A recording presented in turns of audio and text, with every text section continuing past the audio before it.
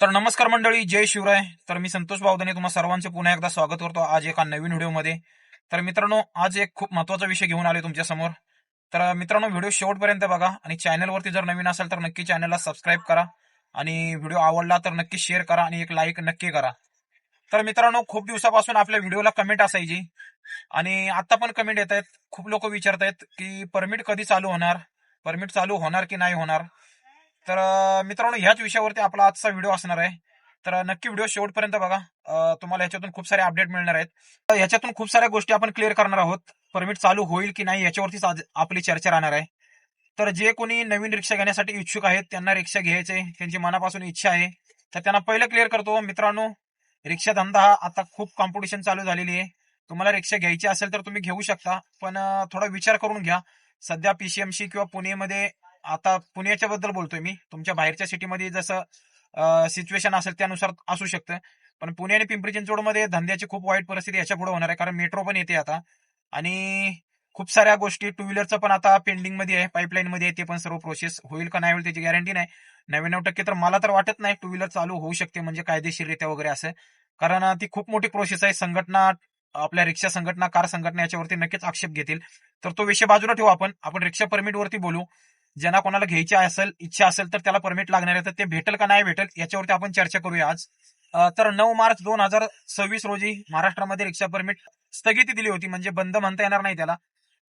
तर ती स्थगिती अजूनपर्यंत उठवलेली नाही आणि त्याच्यानंतर काही दिवसांनी अमराठी रिक्षा चालकांवरती कारवाई होणार असं सांगण्यात आलं होतं परिवहन मंत्र्याकडून. आणि त्यांना आता 15 ऑगस्ट पर्यंत मुदत दिलेली आहे की 15 ऑगस्ट पर्यंत तुम्ही मराठी शिकले नाही तर तुमचे परवाने रद्द होणार. तर 15 ऑगस्ट पर्यंत समजा काही रिक्षा चालकांचे परवाने रद्द झाले आणि काही त्याच्यात जागा निर्माण झाली, तर अजून भविष्यात म्हणजे 15 ऑगस्ट नंतरही काही रिक्षावाल्यांवरती, अमराठी रिक्षावाल्यांवरती कारवाई होऊ शकते. हा सरकारचा निर्णय आहे आणि सरकार याच्यावरती कारवाई करेल आणि होऊ शकते असं मला वाटते, कारण पिंपरी चिंचवडमध्ये पण आता मराठी आणि अमराठी रिक्षा चालकांची छाननी सुरू झालेली आहे. मागतीच आपण एक व्हिडिओ बनवला होता. श्री एमआयडीसीच्या सीएनजी पंपावरती आरटीओ वाले चेकिंग करत होते मराठी आणि अमराठी कोण आहे त्यांच्या संदर्भात. तर अशी कारवाई आता पीसीएमसी पुणे शहरामध्ये पण चालू झालेली आहेत आणि मुंबईमध्ये तर त्याच्या अगोदरपासूनच चालू झालेली आहे. तर आपण आता चर्चा करू परमिट विषयी. कारण परमिट जर बंद असतील तर नवीन रिक्षा मार्केटमध्ये येऊ शकत नाहीत. ज्या रिक्षाचं प्रोडक्शन करतात, म्हणजे बजाज असेल, टीव्हीएस असेल, किंवा आता सध्या तरी सीएनजी वरच्या गाड्या या दोनच आहेत. बाकी आता इलेक्ट्रिक वरच्या आता भरपूर आलेली आहेत. तर आपण या दोन गाड्यांविषयी चर्चा करू. कारण जर परमिट नसेल चालू तर त्यांचं प्रोडक्शन थांबतं तिकडनं, कारण गाड्याच खपत नाहीत. जेव्हा नवीन माणूस कोण घेणार असतो त्याला परमिट लागतं. परमिट असेल तरच तो नवीन रिक्षा घेऊ शकतो. तर आता बघायला गेलं तर मार्च, एप्रिल, मे, जून, जुलै, तर 5 महिन्यापासून रिक्षा परमिट स्थगित आहे, म्हणजे बंद आहे.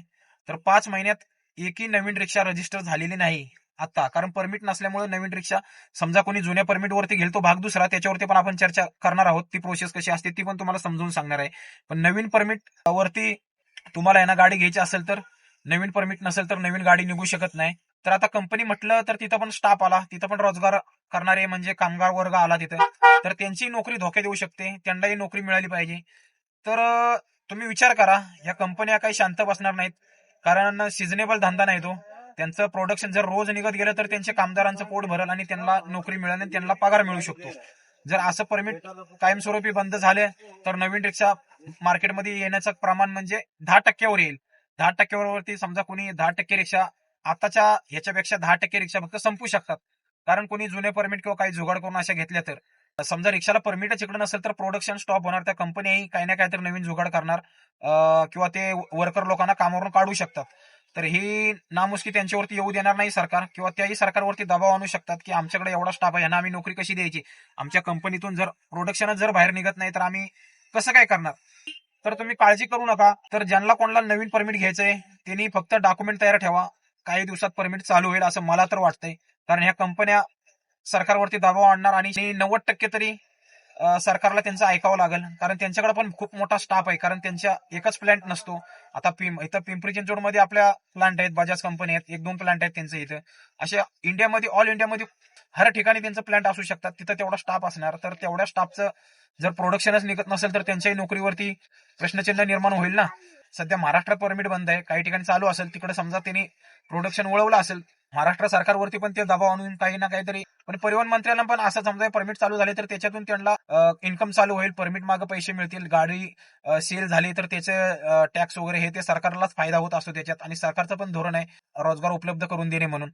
तर मित्रांनो, तुम्ही अजिबात टेन्शन घेऊ नका. मला तर वाटतंय 15 ऑगस्ट नंतर आहे ना काही ना काहीतरी सरकारचा निर्णय येऊ शकतो परमिट बाबत. तर वाट बघावं लागेल थोडी तरी. लवकरच काही ना काहीतरी सरकार याच्यावरती निर्णय घेईल असं मला वाटतंय. दुसरी गोष्ट सांगतो तुम्हाला. समजा तुम्हाला तिथपर्यंत थांबायचं नसेल, समजा 15 ऑगस्टच्या नंतर जरी नाही झाले आणि सरकारने समजा या नवीन परमिटसाठी सध्या स्थगिती कायम ठेवली, तर तुम्हाला दुसरी एक ऑप्शन सांगतो. तुम्हाला मनापासून रिक्षा घ्यायची असेल तरच त्या ऑप्शनच्या मार्गाला लागा तुम्ही, कारण ती थोडी तुम्हाला कॉस्टली जाऊ शकते. कारण त्याच्यावरती एक ऑप्शन असं आहे की समजा तुम्ही दुसऱ्या कोणाचं तरी परमिट घेऊ शकता.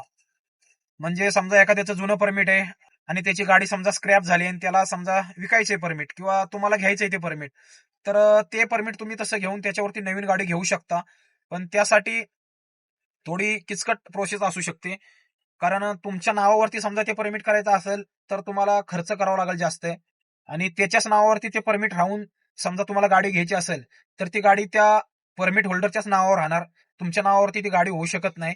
आणि तसं तुम्ही घेऊ शकता नवीन गाडी, पण मालक तो राहणार, गाडी पासिंगला वगैरे त्याला जावं लागणार, तुम्ही फक्त एक ड्रायव्हर म्हणून काम करणार. परंतु त्याला तुम्हाला काहीतरी पैसे द्यावेच लागणार, कारण तो तुम्हाला परमिट काय तुमचं जे अग्रीमेंट होईल म्हणजे 5 वर्षासाठी, 10 वर्षासाठी किंवा 15 वर्षासाठी, पण तेवढ्या अग्रीमेंटचं तो पैसे घेणार तुमच्याकडून.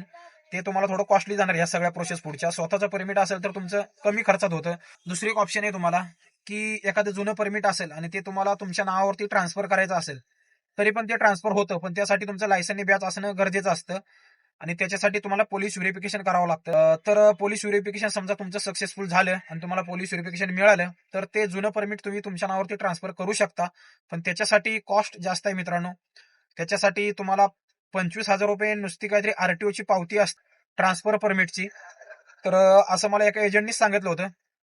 कारण माझ्या एका मित्राचं ट्रान्सफर करायचं होतं तेव्हा मी त्याला विचारलं होतं, तर त्यांनी मला सांगितलं होतं की 35,000 रुपये खर्च येईल.